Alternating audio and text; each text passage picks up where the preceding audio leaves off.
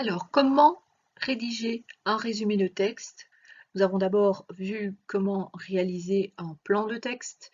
Je vous conseille bien d'utiliser le plan de texte que vous avez déjà réalisé afin de vous aider à rédiger votre résumé. Si vous n'avez pas fait de plan de texte, eh bien la première chose à faire, bien évidemment, c'est de lire le texte tout simplement et de commencer à le comprendre, éventuellement de mettre en évidence les mots que vous ne comprenez pas et d'aller chercher ces mots au dictionnaire afin de vous assurer que vous ayez bien tout compris. La deuxième étape, c'est de relire ce texte et cette fois-ci de mettre en évidence les différents paragraphes ou les différentes idées qui sont abordées dans le texte. Vous pouvez très bien avoir des textes dans lesquels des paragraphes sont parfaitement et totalement visibles, mais vous pouvez aussi avoir ou rencontrer des textes dans lesquels il n'y a pas réellement de paragraphes ou de mise en évidence de ces idées. Il est évident que c'est important de mettre en couleur toutes ces idées afin de structurer d'une première façon votre texte. Alors voici quelques conseils à respecter qui sont impératifs lorsque l'on rédige un résumé. On ne reprend pas les exemples donnés par l'auteur lorsque l'on rédige son résumé.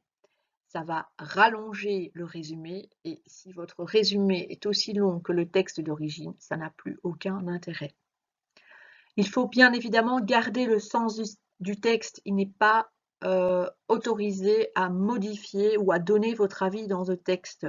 Donc, vous rédigez le texte de la même façon qu'il a été fait précédemment. Vous ne donnez pas votre opinion et vous ne changez pas le sens de ce texte. Il est bien évident que vous n'allez pas non plus faire des copier-coller de phrases telles quelles du texte. Vous devez reformuler, remettre à votre sauce ces phrases que vous allez reprendre du texte pour pouvoir réaliser votre résumé. Vous suivrez l'ordre des idées qui a été adopté par l'auteur. Si on vous parle de A, G, D, vous ferez A, G, D. Vous ne remettez pas, vous ne modifiez pas l'ordre des idées dans votre résumé. Et dernière chose, vous devrez écrire le texte à la personne qui a été choisie pour rédiger ce texte et utiliser le même temps. C'est-à-dire, si le texte parle en je au présent, votre résumé parlera en je et utilisera l'indicatif présent.